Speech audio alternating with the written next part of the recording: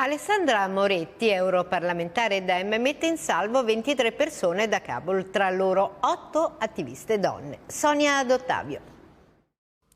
Le telefonate, i messaggi strazianti via chat, l'impegno per portare in salvo dall'inferno afghano quante più persone possibili. A contattare Alessandra Moretti, europarlamentare PD, afghani che vivono in Italia. Le parlano dei familiari in pericolo a Kabul e lei si attiva. Fa da tramite con i responsabili dei ministeri della difesa e degli esteri, non si volta dall'altra parte.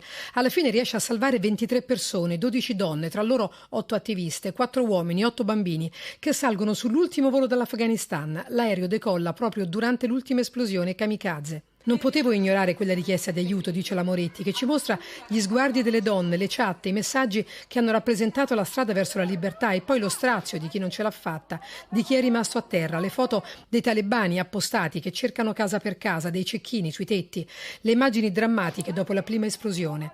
La nostra angoscia, dice l'europarlamentare, è per tutti quelli che non siamo riusciti a portare in salvo. Il nostro impegno deve continuare e l'Europa deve immediatamente attivare dei corridoi umanitari, dei canali legali di accesso all'Europa, modificare la propria politica estera e costruire una regia che riguardi la difesa comune europea.